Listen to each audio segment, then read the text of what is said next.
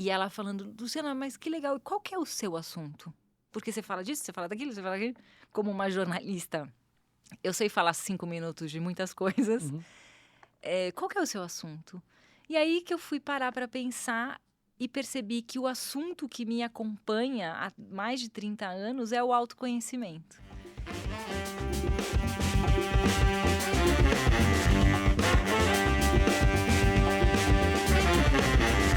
Bom dia, boa tarde, boa noite, pessoal. Tudo bem? Estamos aqui para mais um de Galho em Galho, o podcast da Monk, na sua edição, já perdi a conta. E a gente está aqui hoje com uma amiga, uma pessoa muito especial, que eu conheço há mais de 10 anos, e que vem. É uma pessoa que eu admiro muito e que vem passando por transformações muito grandes ao longo da vida, como todos nós, mas ela decidiu dividir isso com as pessoas e fazer uma troca que eu acho muito bonita. A gente sempre fala de inovação aqui, então não dá para fugir muito do assunto, mas vamos também falar do assunto. Queria dar boas-vindas à Luciana Branco. Obrigada, Muito obrigado por ter aceitado o nosso convite. obrigada pelo convite. É sempre um prazer conversar com você nos nossos almoços, então eu espero que seja também tão gostoso aqui, só que as câmeras estão nos olhando. Estão nos olhando. Não conta para ninguém, né? É. Lu, a gente se conheceu trabalhando junto, né? Eu Sim. estava na Nokia em 2010, você já estava na Nokia em 2010. A Lu tem uma empresa de Comunicação. comunicação, relações públicas e comunicação. Sim. E na época a gente já pensava muito parecido, né? Mas antes disso, eu queria que você contasse um pouquinho sobre você, de onde você veio, o que você vem fazendo na vida, para a gente começar a encaixar nossos assuntos. Tá bom, vamos tentar responder essa pergunta simples e complexa, né? Bom, nasci em São Paulo.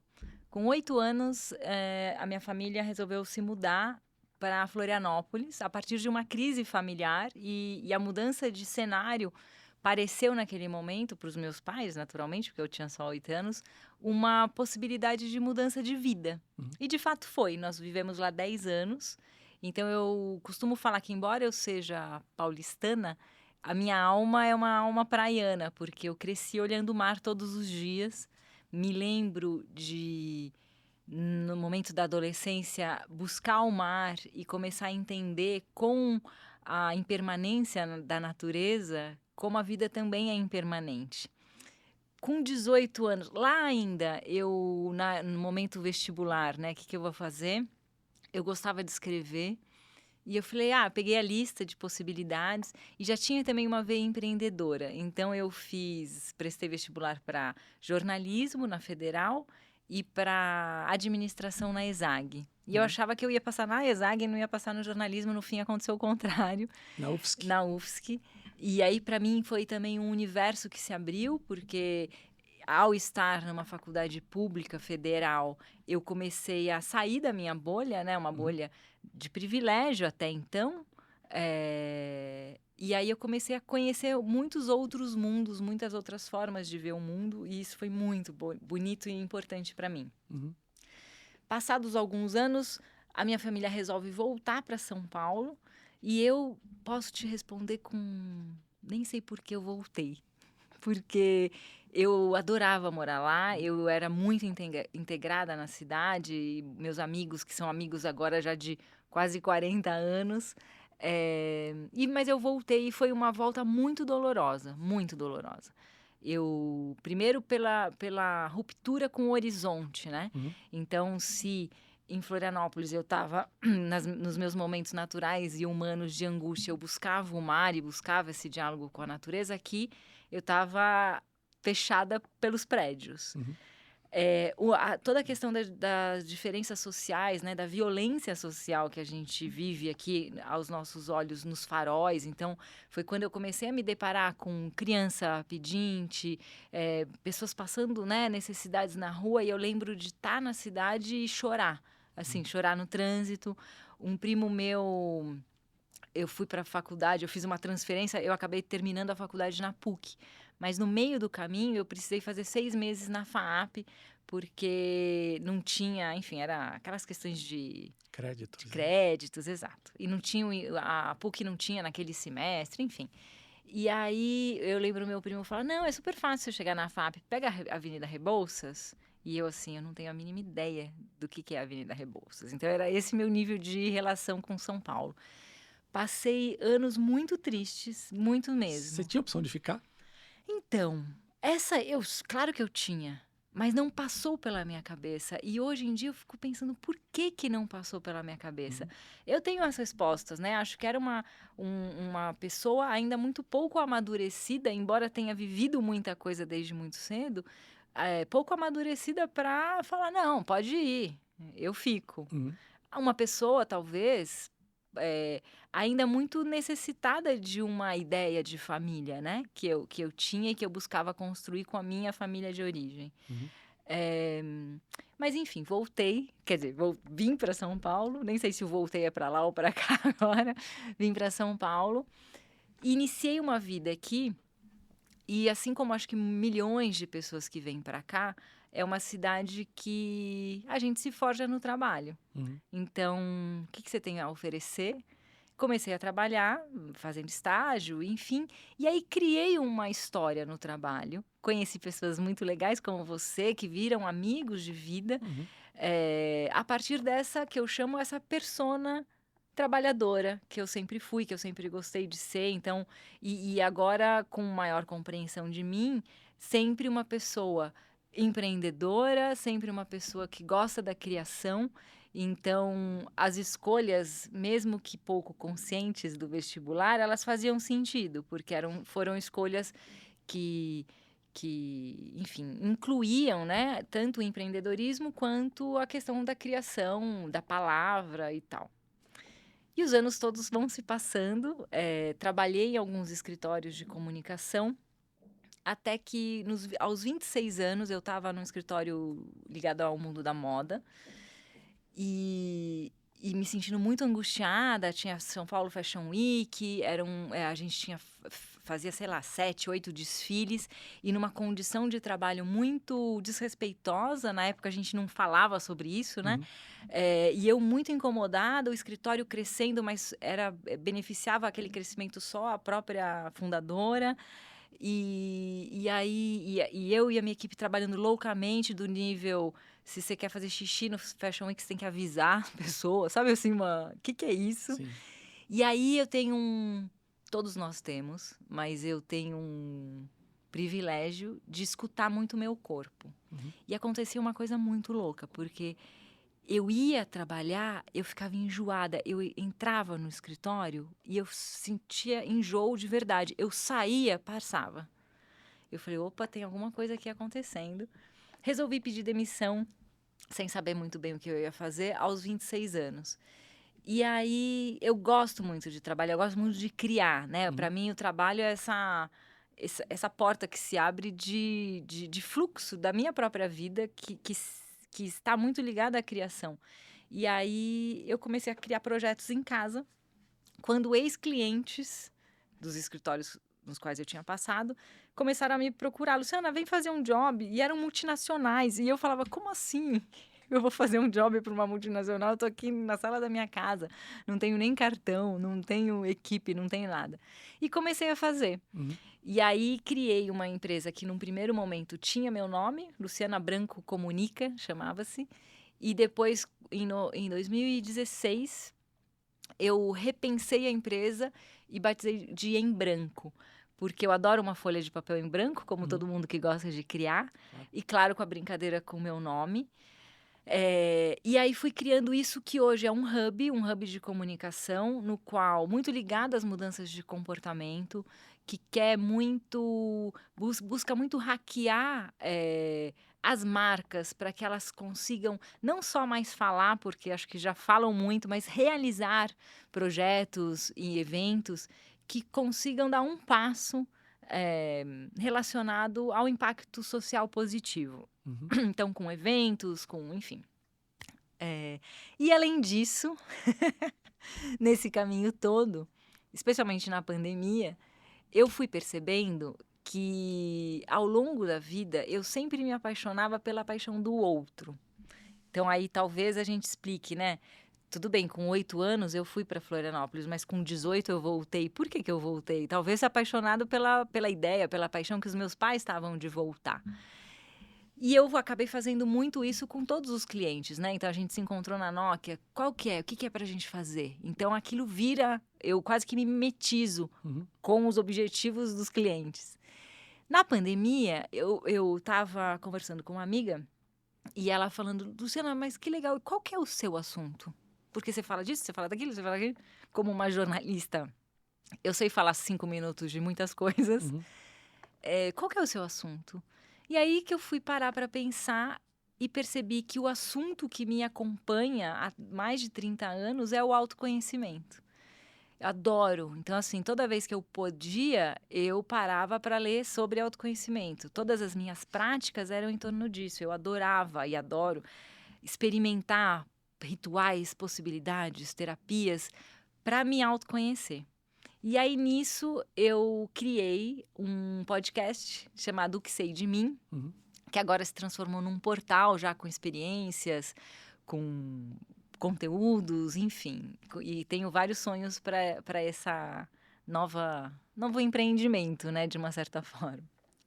Sim, eu acompanhei bem de perto desde 2010 essa história inteira. Ainda era Luciana Branco Comunica. E ouvindo você falar e te conhecendo um pouco, a questão do autoconhecimento, e aí voltando do autoconhecimento para o que a gente se conheceu como profissional, você sempre foi à frente do tempo para mim. E você era uma das únicas pessoas, talvez a única que eu conseguia ter uma interlocução em 2010. Porque eu era head de marketing lá da Nokia, estava no Terra antes, e comunicação para mim sempre foi falar da gente. Sejamos como pessoas ou como marcas. Eu estou te ouvindo aqui, estou tendo essa reflexão que você sempre trabalhou como se fosse a marca falando dela. É a minha sensação. E não do diretor de marketing falando da marca. Sim. E eu acho que isso é o que todo mundo sempre quis. E aí tem vários problemas nesse meio do caminho que vão de vaidade, muita competência, pouca competência, que as pessoas acabam colocando elas à frente desses projetos muitas vezes. Você acha que essa questão de autoconhecimento, quer dizer, minha opinião é que vem desde sempre com você pela essa história, mas o quanto isso influenciou ou não influenciou na questão da tua profissão e antes de você ter esse pensamento na pandemia? Sim. Eu acho que sim, intuitivamente sim. Acho que eu sempre pensei em relação à comunicação de marca, e aí eu acho que eu não sei se eu concordo tanto que a marca tem que falar sobre ela, porque eu brincava uma época explicando para os clientes, eu falava assim, olha, sabe aquele seu amigo que só posta selfie? Você tá parecendo esse amigo. Sim. O mundo é tão interessante e só tem a própria imagem dele para ser refletida no Instagram, ou seja lá onde for. E aí então eu sempre convidei as marcas para que elas estabeleçam um diálogo real com as pessoas. Não com a ideia de pessoas que elas chamam de target, mas com as pessoas reais. O que realmente importa para o teu público, mas para essas pessoas que querem se relacionar com você. Que conversa é possível? Não precisa ser só sobre você. Então, não precisa ser só um monte de selfie, né? Num perfil de uma marca. Que diálogo que a gente pode estabelecer? Então, quando eu criei a Em Branco, para mim ficou muito claro que eu gostaria de fazer uma ponte. Eu sempre gostei de trabalhar com grandes marcas e trabalhar com o universo cultural. E aí eu brincava, falando sério, que eu era ponte. Brincando que as grandes marcas queriam ser cool e o mundo cultural precisava ser business. Porque quando eu sentava com um diretor de cinema e perguntava, para quem que você fez esse filme? Eles me respondiam, não sei. E aí, quem é marqueteiro sabe, como assim você não sabe? Você vai chegar ao cinema e você vai falar com que público? Aí, acho que eu fiz para mim. Temos um problema. Sim. E quando eu chegava para as marcas, às vezes uma marca queria, eu quero estar no universo cultural, eu vou chamar um artista para criar meu rótulo. Isso não é cultura. Isso é um artista criando seu rótulo. Rótulo é marketing, não tem a ver com cultura, com a expressão humana cultural. Então, o que eu acabei fazendo? Diversos projetos que eu tenho a maior alegria de lembrar que eu fiz, e eu fiz tanto. Outro dia eu estava olhando o feed do escritório, falei, meu Deus, como eu já trabalhei na vida. Diversos projetos que conectavam isso tudo, e por isso foram projetos bem-sucedidos. Porque não era apenas a marca falando dela, mas ela interagindo de uma forma verdadeira com os públicos e com o que é interesse, e aí eu acho que chega no autoconhecimento, com o que interessa ao ser humano. Uhum. O que interessa ao ser humano, né? Cada vez mais, hoje, 2023, as coisas simples, né? Acabei de fazer um projeto que ganhou, semana passada, um prêmio global dentro da PepsiCo, como o melhor projeto de comunicação corporativa no mundo. E o que eu criei? Eles me chamaram para pensar nos 70 anos da empresa no Brasil. E aí eu falei, nossa, saí do briefing, falei, tipo, é um briefing de comunicação corporativa de uma empresa que tem no portfólio de Gatorade a Todinho. Uhum. Eu falei, como que eu vou... Que história que eu vou... E as pessoas sem saber direito também o que é PepsiCo, né? PepsiCo. E aí eu falei, poxa, qual é o lugar que com coerência esses dois produtos podem existir? Uma cesta de piquenique. Então eu criei o Pique 70, um piquenique super legal, com atrações, Lulu Santos, enfim, a Maria Naidar, Samba de Dandara. Criei um piquenique com impacto socioambiental positivo em toda a cadeia para comemorar o aniversário de uma empresa que, cá entre nós, não sobre a PepsiCo especificamente, mas qualquer empresa, o aniversário de uma empresa interessa para a própria empresa. Só que a gente conseguiu fazer de um jeito que ele virasse relevante para o ecossistema inteiro.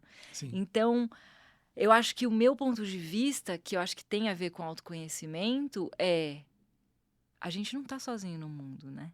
Então, assim, tudo bem, o mundo, ele me impacta e eu sinto o impacto do mundo no meu corpo. Só que eu não estou sozinha aqui, então eu estou em conexão com outras pessoas, com as outras naturezas. Preciso dialogar com elas. Não posso ficar só postando selfie. Sim. Continuando esse paralelo aí, depois de 2019 ou antes, eu não sei exatamente o momento, você começou a olhar muito para você mesma, como a gente falou um pouquinho antes. E, na minha opinião, todo mundo quer sempre agradar o outro primeiro. Que é um pouco do que você está falando do desafio das marcas, né? Que é tentar agradar o outro, mas querendo falar de si próprio, não Sim. através do nossa opinião sobre nós mesmos, querer agradar o outro. Isso é praticamente impossível, né? Você tem que ser você e a partir de ser você, você... Tem gente que gosta, tem gente que não gosta, mas você vai ser feliz sendo você. E você vem estudando e procurando muito isso. Estudou neurociência, estudou várias terapias. Foi a partir desse autoquestionamento na época da pandemia? E aí conta um pouquinho como você percebeu isso com uma profundidade maior e como você vem estudando ao longo do tempo. Legal. Bom, devido a episódios bastante tristes da minha biografia, que eu experimentei desde muito nova, eu fui buscando a partir do sofrimento. Isso é importante, a gente nega tanto sofrimento, mas o sofrimento é uma porta. Tem um poeta sufi chamado Rumi, que ele fala, é pela ferida que a luz entra. Então, a gente, poxa, eu posso ter uma ferida, eu posso só sufocá-la, põe um band-aid e finge que ela não existe, ou você fala, calma, deixa eu olhar o que tem aqui. Então, por conta disso, e com o desejo sincero de olhar o que tinha nessas feridas, eu sempre procurei muitas terapias. Então, desde as análises, fiz análise junguiana, depois fiz 15 anos de análise bioenergética, depois fiz uma mais espiritualizada e voltei agora para junguiana. Então, já estou há muitos anos, tipo décadas já, me analisando. Mas, além delas, né, todas as outras terapias mais curtas, experiências, então retiros, sei lá, ayahuasca, já experimentei, terapias de renascimento, enfim, Theta Healing, um muitas coisas eu já experimentei. E aí, em todas elas, eu percebi depois que eu me sentia quase como uma mendiga dos terapeutas. Então, eu ia de pessoa em pessoa, do astrólogo para o tarólogo, para o centro espírita. Pelo amor de Deus, me salva. Eu não falava isso, mas eu sentia isso. Era nesse lugar que eu estava me colocando perante a vida, como se eu fosse uma grande vítima de tudo que tinha me acontecido. Terceirizando um pouco a responsabilidade? Acho que talvez pela própria imaturidade do momento, pedindo ajuda, né? Como uma criança pede ajuda por não ter ferramentas para se proteger, se curar, se resgatar. E aí, eu estava muito cansada, embora eu disfarçasse muito bem, porque o trabalho sempre me iluminou, eu sempre fui muito feliz fazendo o que e bem-sucedida. Então, eu tinha um balanço que eu ia levando a vida. E aí chegou num 2018, eu acho, 17, 19 mais ou menos, eu conheci numa reunião de trabalho, uma pessoa que falou assim, eu levantei e eu já estava meditando, eu já estava fazendo, eu tinha um caminho de meditação com o Osho, meditações dinâmicas. E aí eu conheci ele numa reunião, ele falou assim, o que você faz? Que você tem um astral tão legal. Eu falei, eu medito, eu tô aqui na batalha. Ele, eu tenho um projeto de meditação em neurociência, você não quer vir? Eu abro umas turmas de vez em quando. Eu falei, eu quero, porque é isso, tudo eu queria. E aí eu fui fazer com o Ivo Machado, e aí ele me mostrou o conhecimento da neurociência, que é lindo, porque eu que sou aquela pessoa que cresci nesse diálogo com a natureza, quando você vai olhar a neurociência, você continua no diálogo com a natureza, só que é a natureza que nos constitui, né? Não é o mar que eu estou olhando, mas é esse mar que me inunda aqui internamente. E aí eu fiz o curso com ele e comecei a meditar desde então, todos os dias, no mínimo 45 minutos por dia. E ao longo desse processo, que eu senti a real transformação, que eu entendi que não tinha ninguém no mundo que poderia me resgatar a não ser eu mesma. Entender isso não é se resgatar, entender isso é só entender isso, e aí depois começar todo um processo de real resgate. E de algo que pode parecer muito bobo, mas é de amor próprio. Sim. É assim, a gente espreme, onde vai cair? A gente precisa se amar antes de qualquer coisa. E a vida ao longo do tempo nos oferece milhões de possibilidades para o desamor próprio. Só que é da vida hoje, eu acredito, a gente se levantar e falar assim, não, eu me amo. Eu vou, tipo, é como se eu tenho um amigo que fala que a vida é tipo um buffet, que a gente tem que se servir de tudo. Eu gosto da analogia do buffet para falar do amor. Eu acho que o amor está servido, só que a gente vai precisar se levantar e pegar, entendeu? Então... E não é porque você encontrou que você tem que ter tudo, né? Porque o buffet também, você tá tudo ali, você pode pegar 10 quilos de comida. Exato, você quer comer tudo, só que sushi você não dá com a conta, pizza? não dá Exato. Conta. Então, quanto é bom para você, daquilo que você está experimentando de bom. Exato. Então aí a partir disso eu fui, após essa jornada de meditação que eu comecei a meditar e comecei a experimentar no meu próprio corpo essas transformações e no meu jeito de agir no mundo, porque também não adianta eu ler a biblioteca inteira de autoconhecimento e não mudar meu jeito. Aí eu fui estudar neurociências, daí eu fiz uma pós-graduação no Einstein e comecei a ficar num conflito. Como que eu vou conciliar a em branco com esse universo que está se abrindo para mim? Então era como se eu tivesse que ficar apagando e ligando a chavinha, sabe?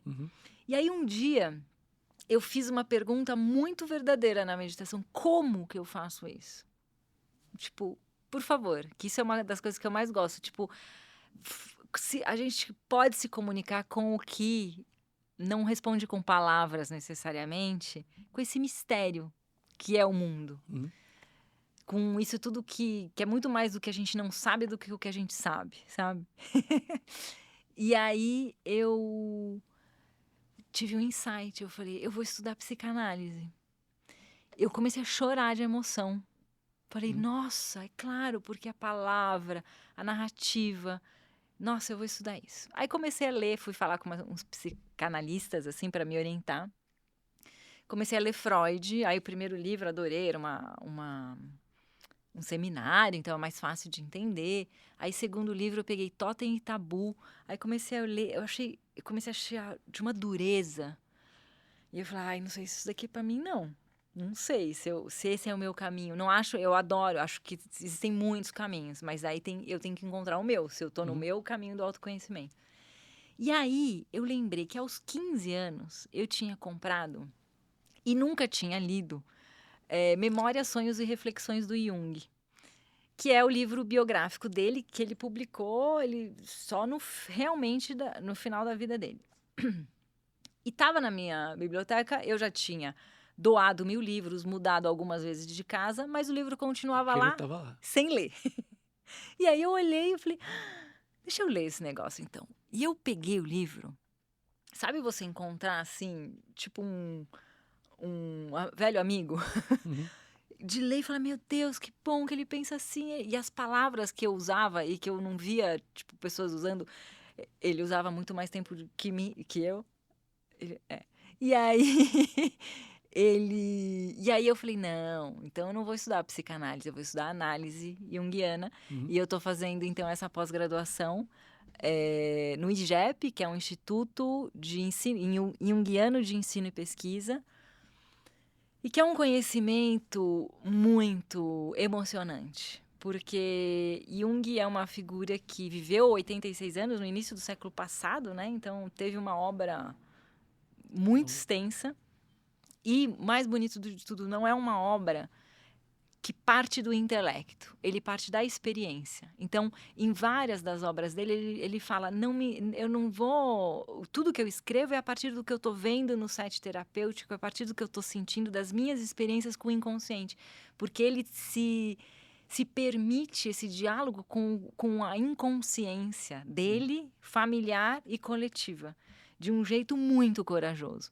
Então, neste momento da minha vida, eu tô assim, Ele totalmente realmente busca o que ele não fascinada. sabe, né? Exato. E com verdade, entendeu? Sim. Me mostra o que eu não sei. Me mostra o que quer existir em mim. Porque a gente é um instrumento. Então, o que quer existir em mim que eu posso ser um instrumento disso? E aí, se você for pensar, né? A gente quer dissociar, mas na realidade... Então, quando eu faço o que sei de mim agora, e aí criando experimentos, agora eu vou criar uma roda de conversa com intenção, que daí tem outra história que eu faço, eu sinto a mesma Luciana que cria o piquenique para PepsiCo. É quase como se uma criação quisesse existir em mim. E eu preciso talvez só sair da frente e deixar a criação passar, sabe? Ser realmente um instrumento disso. Legal. Tô anotando aqui um monte de coisa. Nossa, eu sou bem complexa Não. às vezes, né? Eu acho, sei lá. Não, eu te conheço há bastante tempo. Eu tenho um ponto a favor aqui. Qual foi a principal lição que você teve até agora, né? Porque vai mudando, da neurociência, da psicanálise e da Uau. análise?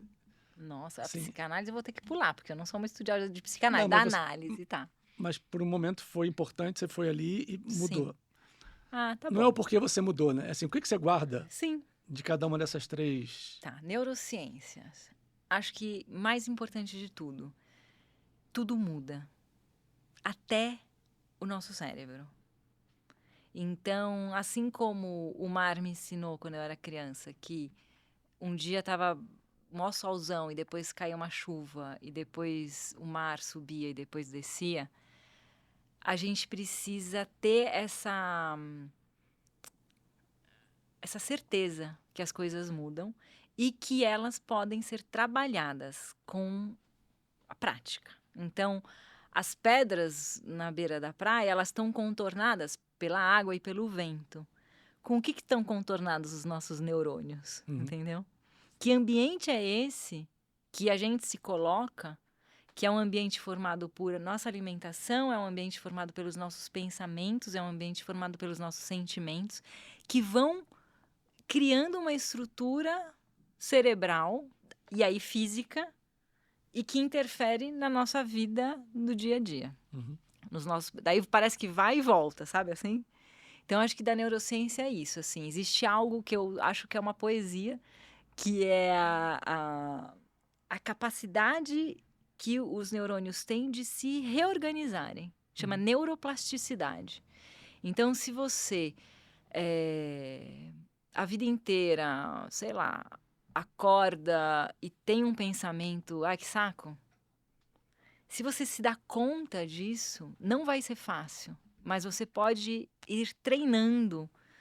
Claro que o ideal é que você se pergunte por que você pensa isso, né? Então, aí a gente vai chegar na análise. Mas, assim, do ponto de vista fisiológico, você pode treinar para que um dia você acorde e fale, ai, que bom, bom dia, de verdade, sabe assim? Que é o ideal.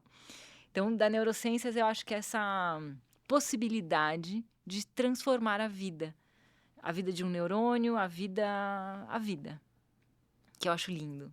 A gente falou muito nos nossos papos de... A gente é composto por milhões de células e quando você vai indo em direção ao problema para dentro de você, você vai se fragmentando para poder achar um caminho. Sim. No neurônio, Sim. em qualquer lugar. Exato. Eu acho que isso faz muito sentido, né? Você vai acostumando sempre o seu corpo, sua mente a seguir um modelo e a partir dessa consciência você consegue dissociar um pouco as coisas e ter a consciência de que tudo dá para mudar. E dá para praticar. O que você quer ser? Vai praticar. Exatamente. Que é o mais difícil, né? É a prática, todo dia. Mudar a rotina. Todo dia, exato. Então, acho que das neurociências, eu acho que a maior lição é essa. Da psicanálise, que tem que ficar muito claro que eu não estudei, a gente bota aqui nos caracteres. Flertei ali, mas naturalmente acabo, né? Enfim, eu pego o meu jeito de existir no mundo, que é pela delicadeza. Então, quando eu lendo Freud, achei duro demais para mim. Imagina, quem sou eu para falar que Freud... Não tenho opinião sobre Freud, eu estou falando... A forma de colocar as coisas eram duras demais para mim. E eu falei, olha quem sou eu. Eu gosto de ir pelo caminho da delicadeza. Tá errado, tá certo? Não, é só um dos possíveis caminhos. Então, fica esse ensinamento. E para minha alegria, satisfação, prazer e felicidade, Jung fala isso em alguns livros. Ele fala, ele admira demais Freud, ele agradece tudo que se fez ali, não foi pouco. Ele fala, em alguns livros ele fala, mas ele era um sujeito muito amargo, ele era um sujeito muito... azedo. Então é legal, porque eu falei, ai, que bom, então que eu tô seguindo alguém que tem outras qualidades, né, e defeitos e características, para ser mais... Mas que olha a vida de um jeito mais generoso, né? Então, olha, por exemplo, algo que eu me sensibilizo demais, assim, na análise, é todo um trabalho, toda uma certeza de que um ser humano, ele não existe apenas nas palavras e nem na capacidade que ele tem de articular pensamentos e se comunicar. Então, quando todo o trabalho feito com pessoas esquizofrênicas, por exemplo, que já cindiram, já não tem mais como se comunicar com esta verbalização que a gente usa, tem todo um trabalho com arte-terapia, com desenhos, com mandalas, que aí no Brasil foi liderado pela Nise da Silveira, que é de uma beleza que é assim, olha só, esse ser humano também tem muita coisa a dizer, ele não está usando o português, que se dane, entendeu? Mas olha só quanta beleza, que narrativa é essa de vida, dando significado para esta vida que existe numa condição de doença, que pena, mas ela merece ser vivida dessa forma também. Então eu acho que da análise é esse olhar tão generoso assim para o ser humano, que aí eu... Se vê ali. Ai, eu gosto. E aí, Lu, depois continuando essa jornada, no meu ponto de vista também, de uma hora para outra, você resolveu dividir isso com muita gente, com mais pessoas. E aí você, para mim, começou o Que Sei de Mim, antes um pouco do podcast, pela sua conduta, a forma que você recebe as pessoas, acolhe e devolve coisas muito legais. Mas no estudo que você fez, que é convidando, também chamo o que sei de mim, Sim. mas convidando as pessoas para não aprenderem, né, mas entenderem o que é meditar, os benefícios que isso possa. Eu cheguei a fazer um pouco com o Ivo no passado, não Sim. consegui me adequar à rotina, à forma que era, Uhum. mas no segundo, que é o que sei de mim, para mim foi incrível. Essa virada de me entender para poder dividir meu processo com outros. Como é que foi isso e como é que tá andando, né? Porque eu sei que tá andando super bem. Tá. Nossa, é muito legal, porque assim, é isso, eu comecei, o que sei de mim, esse título, esse nome, surgiu numa meditação. Porque quando eu medito, às vezes eu escuto umas coisas, eu escuto, por exemplo, eu escutei, presta atenção na sua alimentação. E foi quando eu virei vegetariana, não de um ponto de vista ideológico, mas porque aquilo já não me fazia mais bem. Ah, é errado, é certo? Não tenho opinião. Para mim. E aí eu escutei isso na meditação, tava na pandemia cozinhando para minhas crianças, abri uma carne e falei, nossa, tá podre. Aí abri um frango, nossa, tá podre, no dia seguinte. Depois um salaminho, eu amava salaminho. Tá podre. Eu falei, eu tenho que parar de comer carne. Uhum. Mas o que sei de mim, então, surgiu também assim, eu meditando, o que sei de mim. Eu falei, nossa, que lindo isso, que frase bonita. Eu tava na praia, e aí eu saí caminhando pela praia com isso, o que sei de mim. Nossa, que bonito, o que eu vou fazer com isso? E aí surgiu, eu vou fazer um podcast. Comecei a primeira temporada entrevistando médicos, terapeutas, analistas que me acompanham no meu processo. Porque para mim era isso, o meu processo, ele é vivido no meu corpo, mas eu não sou um ET na Terra, eu sou mais uma humana Uhum. que tem as mesmas dores e as dores não são tão diferentes assim, sabe? Então, eu fiz a primeira temporada entrevistando essas pessoas e de um jeito, quem escutar, convido todo mundo para ouvir, de um jeito muito íntimo, porque são pessoas que realmente estão na minha vida, Uhum. então que tem um diálogo e com talvez uma coragem de expor um pouco, porque eu não quero ser uma comentarista do autoconhecimento, Uhum. entendeu? Ai, os estranhos e eu, ou o que eu li. Não, como que eu vivo? O que eu me transformo? Aí tá um grande encontro que eu tenho com o Jung, sabe? Uhum.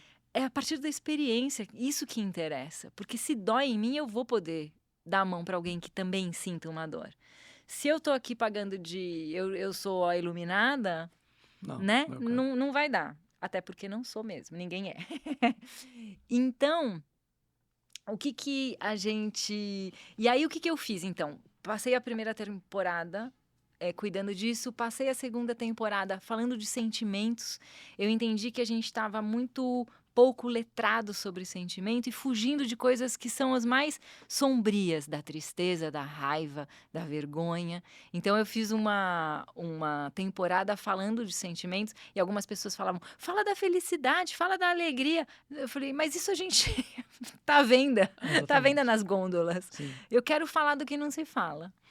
E aí fiz um especial para o Movimento Infinito, que fala sobre a vida e a morte, e aí com um mergulho grande também sobre a morte como essa professora, né? Se a Uhum. gente sabe que vai acabar, o que a gente faz com o que se tem? E aí, eu fazendo tudo isso, vou fazer meu mapa astral, é verdade. E o meu astrólogo maravilhoso, que eu entrevistei também, fala assim: tá bom, Luciana, que sei de mim, né? Você convida todo mundo, mas na realidade você convida as pessoas para falar o que você quer que elas falem. Então por que você não fala? E para mim era uma ponte que eu precisava atravessar entre a pessoa que passou a vida inteira criando para o outro, Uhum. se apaixonando pela paixão do outro, e a pessoa que eu posso me tornar, que é dar a cara a tapa. Ó, essa é a minha paixão, isso é o que eu tenho a oferecer. Tem uns que vão gostar, tem uns que não vão, tá tudo bem. E tem uma coragem para fazer Uhum. isso. E aí eu criei então o experimento, que também todo mundo é convidado a participar. Eu fiz, Ah, é maravilhoso, mas eu vou deixar ela contar depois. eu quero muito saber tudo. Eu sei o que você acha, mas eu sempre gosto de escutar. Porque o que é o experimento? Durante uma semana, eu vou apresentando. Eu acredito que existem muitas portas, muitos caminhos possíveis para o autoconhecimento. Então, tem gente que é mais cabeçudo que vai precisar da neurociências, que vai precisar estudar e o que é científico. Tem gente que é mais místico, que vai querer escutar um mito e vai fazer a simbologia a partir do mito.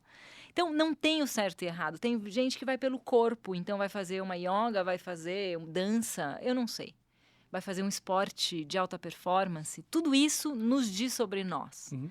E eu não acho que tem algo que é mais importante e menos importante. É uma expressão de vida. É sobre você, né? Exato. Não sobre os outros. Então, durante uma semana, eu convido as pessoas para fazer esse mergulho por meio de meditações. Então, assim, são pequenas meditações de 15 minutos, uma de manhã e outra à noite.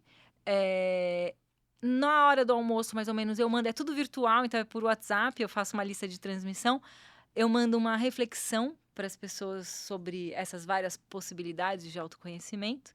E durante a semana, 3 vezes, eu promovo uma roda de conversa para quem puder participar. Não precisa, mas pode, porque a história de um nos cura. Quando você escuta alguém falar, você está se curando. Quando você fala, você está se curando e curando o outro. Então, é muito bonito. Eu fico muito feliz de fazer. E aí, a ideia, então, é isso. Então, como eu já tinha feito isso, eu falei, calma, deixa eu colocar tudo, os podcasts, o experimento, essas rodas de conversa, alguns pensamentos que eu tenho em artigos e coisas que eu estou vislumbrando. Então, uma série de cursos de autoconhecimento, uns retiros, eventualmente, presenciais mais para frente.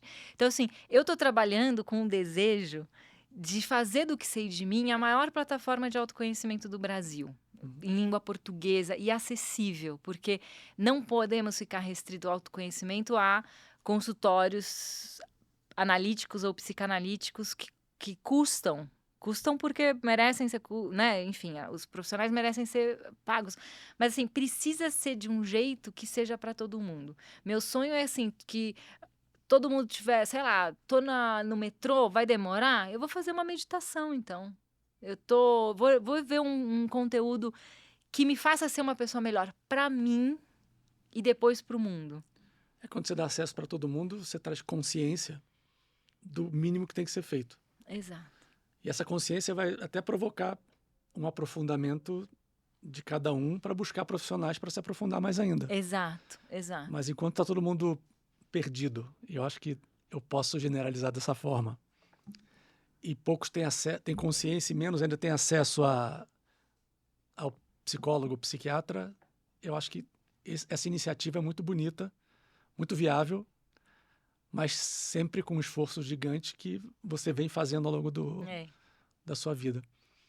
Do ponto de vista de quem fez o experimento, você falou um pouco sobre ele ao longo do papo, né? Porque a gente tem que olhar para a gente, o que está fora da gente é muito tentador, estão sempre te oferecendo felicidade em todas as prateleiras. Uhum. Então tem a televisão te oferecendo, as redes sociais, o TikTok, Sim. sempre coisas muito rápidas, que dão muito prazer imediato, mas que somem na página seguinte. Sim. A partir do seu experimento, e assim, eu tinha muita dificuldade de meditar e ainda tenho, para mim é um desafio gigantesco. Eu me dei a oportunidade de parar um pouco e olhar para mim. Uhum. Então eu acordava com o teu WhatsApp falando, tá aqui o áudio de hoje para você escutar antes de levantar, né? Uhum. E eu me dava o presente de estar comigo sozinho ali, aqueles 15 minutos, sendo conduzido por um processo coerente, que eu sou muito cético também, coerente, que faça sentido e que me tocou de alguma forma. Na hora do almoço, era sempre... eu não sei quanto eu posso falar, né? Mas no final da manhã, dessa meditação da manhã, você fala assim, pensa um pouco no que você quer para o seu dia. Sim. E na hora do almoço, aconteceu 1 milhão de coisas entre eu acordar e a hora do almoço, me fazia voltar para mim. Uhum. Então, não importa o que aconteceu, aquele momento me fazia voltar para mim e lembrar de manhã o que eu queria para o dia.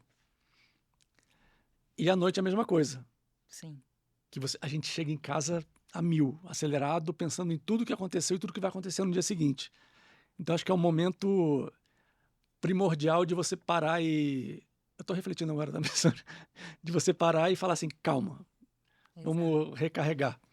É uma higiene, né? Porque do Exatamente. mesmo jeito que você acorda e escova os dentes, se isso vira uma prática, você vai acordar e vai meditar. Não é mais possível levantar da cama sem parar. E a meditação também, tudo nesse nosso contexto, vira... Olha, a meditação, tem um monte de nomes, rótulos. Qual a meditação que você faz? Ah, eu É. faço... Não, sei o quê. Não é sobre isso. Tudo Não precisa distancia, ser né? Aí postado. tudo distancia. Você não precisa postar meditando para falar que você medita. Meditação é... Entra. Se conecta com você. Com o sussurro que a gente, nesse barulho todo, não escuta, mas que ele tá lá, entendeu? Então, assim, é se dar uma chance, 15 minutos. A gente precisa disso. E é sair do caos. Para mim foi sair do caos. E à noite, vocês, né? Você fez a primeira turma. Um dos feedbacks que também eu recolho, né? E daí tem métricas, porque daí a gente gosta, né? Tipo, eu sou essa pessoa que trabalha para E evolui a multinacional. partir disso, né? Exato. Então, a partir do primeiro, houve no primeiro experimento, a meditação da noite era só uma música, né? Instrumental. Como várias pessoas falam, eu prefiro a de manhã, que é com guia, do que a da noite, eu criei uma trilha, uma meditação noturna guiada, que tá bem poderosa, que eu tenho feito, porque também é isso, né? Eu tenho que fazer para oferecer. E é isso, agora que se acalma e amanhã o sol vai nascer de novo. E aí o que você vai fazer amanhã? Agora, a única coisa que a gente precisa fazer é desligar e respeitar esse corpo para que amanhã o sol nasça e você renasça também com todas as possibilidades de um novo dia. Sem dúvida. E foi tão transformador para mim que essa questão de voltar para mim, né, ao longo do dia, que uma vez eu estava em Florianópolis, a Monkin de Florianópolis, acho que todo mundo já sabe, mas todo mundo aqui assiste a gente, né? E aí a gente cheguei lá, a gente vai uma vez por mês, uma vez por mês. E aí todo mundo vai para o escritório para trabalhar junto. Mas estava aquele dia, muito cliente, muito trabalho, muita coisa para fazer, as pessoas se veem, querem saber como estão as coisas. Então, a manhã inteira eu senti as pessoas, assim, querendo fazer muita coisa ao mesmo tempo, né? E no almoço foi assim, ninguém falava direito, as conversas se cruzando, né? Um negócio... Eu levantei no meio do almoço. Você estava, Rogino? O Rogino acabou participando. Eu levantei no meio do almoço e falei assim, vou pro estúdio. O pessoal, não, mas você não comeu? Eu falei, cara, eu preciso... Tô sentindo um negócio aqui que eu preciso voltar para mim e devolver, né? Não falei com esses detalhes, mas... Sim. Aí eu voltei pro escritório que era do lado, preparei a sala inteira, uma sala parecida com essa, uma sala inteira para receber as pessoas, né? E aí o pessoal foi chegando, foi indo para as mesas, e quando todo mundo chegou, eu falei, venham pro estúdio. Puta, lá vem esporro, né? Naquele dia corrido e tal. Aí eu sentei todo mundo no chão, a posição confortável, aquela história de sempre.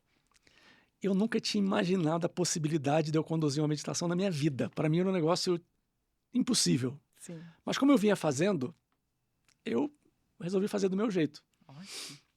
E aí eu sentei todo mundo, botei a meditação da noite, que era não guiada, e eu fui fazendo o que eu lembrava da guiada, com as minhas palavras, com o meu jeito, dando para as pessoas a atenção que elas mereciam delas mesmas, para elas mesmas. E assim, foi incrível, porque assim, acabou exatamente quando acaba. Então, play, Rodrigo Terra falando, as pessoas ali numa vibe maravilhosa, a sala ficou leve. Lindo, né? E quando eu parei de falar, acabou a música. E todo mundo fala que foi uma das experiências mais legais que já tiveram na Monkin. Que lindo. Então, eu insisto com eles para fazer as próximas oportunidades, tá, mas eu posso falar, mas a pessoa tem que ir, né? Exato. Vai ser sempre no tempo certo das coisas. Primeiro, assim, o seu jeito é o jeito certo, né? Sim, claro. E é nisso que eu mais acredito. Hoje eu tô sendo ambiciosa de acreditar mesmo que o autoconhecimento pode mudar o mundo. Primeiro o seu mundo e depois todo mundo. Então é isso. A hora que você se permitiu sair da loucura, você falou, poxa, é possível. Você não se tornou menos eficiente, muito pelo contrário. Sim, claro. Você não se tornou menos sensível, muito pelo contrário. Aí você fez por você, você fala, meu, deixa eu compartilhar, transborda em você, você vai querer compartilhar com os outros. Exatamente. E isso é a beleza, né, eu acho que do que a gente vive hoje, há um encorajamento, e no podcast eu falo muito isso, né, não tem pílula mágica, não tem instituição religiosa e não tem guru. Não que eu não goste de uns gurus, acho que tem muitos gurus que falam coisas bonitas, mas não é ele que vai me salvar. Não que eu desconsidere todas as instituições, mas não é uma instituição que vai te salvar. Quem vai nos salvar de nós mesmos somos nós. Isso é a Sem grande dúvida. jornada da vida. Então, que bom que você... Você me contou na época, eu fiquei assim emocionada de falar, nunca imaginei que isso se transformaria naquilo, né? Sim, sem dúvida. Muito legal. Bom, estamos indo para o final. Eu convidei a Lu. A gente sempre fala de trabalho aqui, sempre fala de inovação, empreendedorismo, startup, que para mim é um negócio meio frenético, né? Mas eu tenho feito essa reflexão muito forte. A gente vem conversando muito sobre isso, estamos pensando em projetos. E eu acho muito importante dar esse exemplo para as pessoas, que é importante parar, que é importante olhar, que é importante aprender, sim, muito com os outros, mas pensar muito na gente e estar sempre se reconectando com a gente, porque é isso que vai dar uma energia boa para cada um. Então, seja a startup, seja o trabalho, seja a família, seja relacionamento, sempre, o que você fala para mim é sempre um exemplo muito legal, e eu queria dividir isso com as pessoas também. Que legal. Queria agradecer muito a sua presença, e tem a pergunta final, que é... Eu queria que você desse 2 conselhos para alguém que você conheceu hoje. Uau. Então, a gente já falou muito sobre isso aqui, eu acho, mas eu acho que essa surpresa da pergunta final é sempre legal que a gente faz. Então, você pode olhar ali, pode olhar Tá para mim, bom. pode fazer o que você quiser e falar assim, pô, te conheci hoje, eu queria... Faz isso. Eu tô conhecendo um monte de gente hoje. Bom, primeiro, obrigada pela oportunidade e por conversar, porque na hora que a gente conversa, parece que o que pode parecer que são peças desconexas, elas vão ganhando uma conexão de coerência na vida e eu sempre fico feliz e aliviada de perceber que há coerência nesse caminho. E para você que eu tô conhecendo hoje, eu acho que acho que assim, a vida ela precisa, são 2 sugestões, né? Então, uma delas é, a vida ela precisa ter um significado, a sua vida. E não é um significado do que nos dizem, né? Hoje, especialmente no mundo das startups, não basta mais ser milionário. Na nossa época de adolescente, o sonho do bem-sucedido era ser milionário. Agora você tem que ser um unicórnio, bilionário. Ou seja, já não resolve. Só que a gente sabe na vida que existem muitos bilionários que, quando deitam a cabeça no travesseiro, também estão com aquele... E aí? Pra quê? Então, esse pra quê precisa ser respondido por nós. E é por nós, não é pelos números dos cifrões ou pelo número de likes ou pelo número de qualquer outra coisa que tenta medir a nossa própria existência. Só tem você no mundo. Só tem um de você no mundo. Então, buscar essa reconexão é fundamental para qualquer coisa, até para ser um bilionário e ver o que faz fazer com esses bilhões no mundo. Então, primeiro isso, tenta voltar para você, encontre um caminho. Existem muitos caminhos possíveis e você pode encontrar o seu. No portal O Que Sei de Mim, eu conto alguns dos caminhos pelos quais eu passei e passo e percorro e compartilho também, como o Rodrigo já falou. Então, uma dica é, volta para sua infância. No que você era bom na infância, ou boa? O que te dava prazer na infância? E ali reside uma dica, né? Uma seta nessa estrada. Outra coisa que eu acho que faz parte da mesma coisa faz parte da vida a gente se perder. Então, a gente vai doer porque é do ser humano esse caminho. Se tivesse tudo posto e entregue, não ia ter muita graça e, mais do que graça, não ia ter, lá no final, o nosso própria admiração, sabe? Reconhecimento. Pô, eu fui lá e peguei o que é meu, né? O que pode ser meu na vida. E esse pode ser meu não é sobre dinheiro, é sobre um lugar de fazer bem para si e depois para os outros. Então, se você estiver vivendo um momento desafiador, doloroso, enxerga isso como uma baita oportunidade para você ir atrás das respostas que só você tem. Também é isso, a gente vai para o mundo atrás das respostas, mas na real elas estão dentro da gente. Tudo bem, qualquer caminho, se é para fora, se é para dentro, todos valem. Mas a vida é muito preciosa, então a gente vai precisar fazer valer a pena, né? Nesse aspecto de desenvolvimento e de ir e levar um monte de gente junto conosco. Então, acho que são esses dois. Muito bom. Obrigado, Lu, mais uma Obrigada, vez. Foi obrigada a incrível. você. Eu adorei. Vamos continuar esse caminho. Vamos.